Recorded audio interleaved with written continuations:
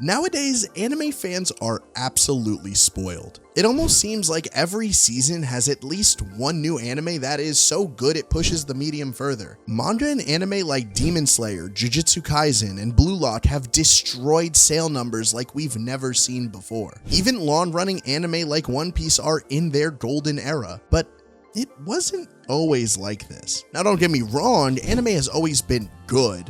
Maybe not mainstream, but definitely good. However, there were definitely a few that rose above the rest, and one in particular that not only was amazing back then, but one that I believe still stands on its own even today. Let's talk about Atsushi Otomo's magnum opus, Soul Eater.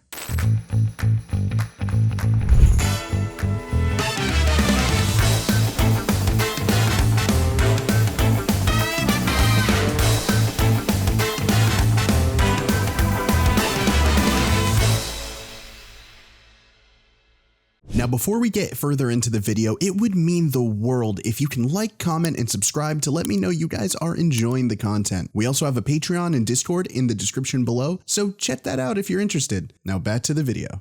Now, today's video will specifically be talking about the anime Soul Eater, not the manga. I have to say this because it does differ quite a bit from the manga, due to the manga still running while the anime was airing. And while the original story is way tighter and has a better climax in my opinion, today I want to strictly discuss the anime and how I believe it is still an absolute 10 out of 10, even 18 years after its original release. That's right, ladies and gentlemen, Soul Eater is legal. Okay, so cut back to 2007. You're in 7th grade watching anime that's split into 25 parts in 360p with Spanish subtitles. You are happy. Then you see something out of the corner of your eye. Soul Eater Maka versus Jack the Ripper. Being the edgy little shit you are, your eyes light up, of course, because anything mentioning Jack the Ripper has to be cool. And then you click the video link, and what you are treated to is this.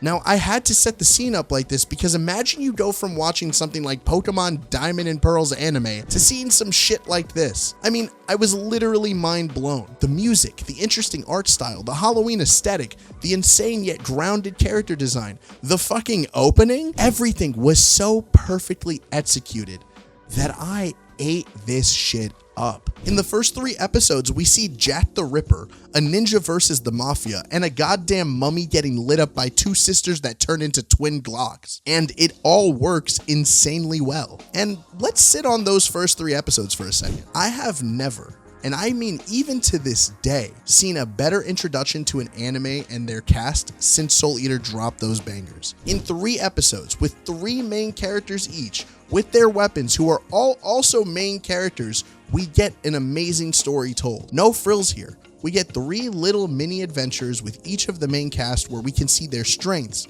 their personalities, and most importantly, their character flaws. That's right, these episodes were so dense and amazingly written that you know exactly who these people are the moment you finish the episode. And the anime builds on that base through the entirety of the runtime. We see the characters grow and we see them get tested, and it's all believable because these 3 introductions are perfect, and they still pack in tons of laughs. And honestly, if the writing isn't enough and not really something you care all that much about, let's talk about the animation. In our last episode, which you should totally watch by the way, I brought up Sakugo, which here in the West basically refers to fluid, more action-packed animation sequences. Well, this show had these moments in spades. Honestly, it was probably my first experience with visually seeing this. From the first few episodes all the way to the very end of the show, it is absolutely littered with amazing sequences that I'd argue look better than a lot of fights we see today in far more recent anime. This shit is nuts. Speaking of nuts,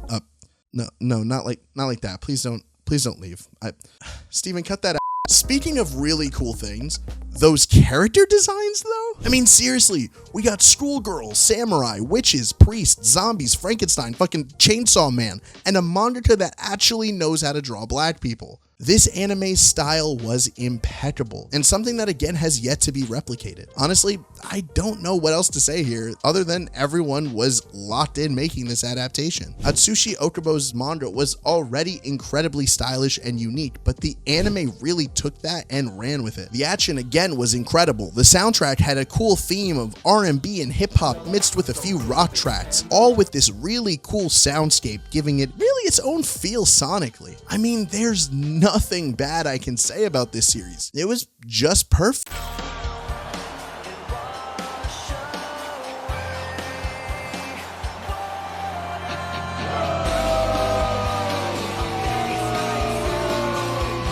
Okay. Now for the large, unfinished, and misshapen elephant in the room. Let's talk about that ending. As mentioned before, because the anime was running while the manga was still ongoing, the anime had to take a few liberties when it came to the story. And by that I mean it is completely different towards the end. Now, this isn't really a problem most of the time. Shows like Akame ga Kill and Blue Exorcist kinda had similar fates, but this one just really hurt, mainly because again, everything up until this point was a masterclass in anime production. A show like Full Metal Alchemist Brotherhood proves that you can do things better the second time around, but I guess the question is, for those that have seen the show, do you believe Soul Eater could pull off the Brotherhood treatment? Personally, I think the fact that Soul Eater still works in today's anime landscape is proof enough that it was not just good at the time, but really something that was carving out its own niche. And slight spoiler warning here, but with Fire Force getting an equally cool anime adaptation and that manga ending the way it did, it seems like we will see Maka and Soul sooner rather than later. And honestly, with the added context to Fire Force and its ending, the new Soul Eater anime can even surpass what came before it. Soul Eater and other anime like Jujutsu Kaisen just show that if talented and passionate people are given even slightly a good budget, they can really elevate the art tenfold. Also, I guess working your animation studio like a sweatshop helps sometimes. An anime exists to not just tell the story of the manga, but instead I believe it exists to elevate it past what the original mangaka could have delivered. It's the culmination of everything into one product, and with anime like Soul Eater, I think you could really feel the love and passion. And with that, the episode is over. Do you guys like Soul Eater? Do you think it deserves the Brotherhood treatment? Let us know in the comment section below, and thank you so much for watching. Thank you so much for blowing up the last video. You guys are awesome, and yeah, have anything you want us to talk about? Let us know in the comments below. Love you all, and until next time, goodbye.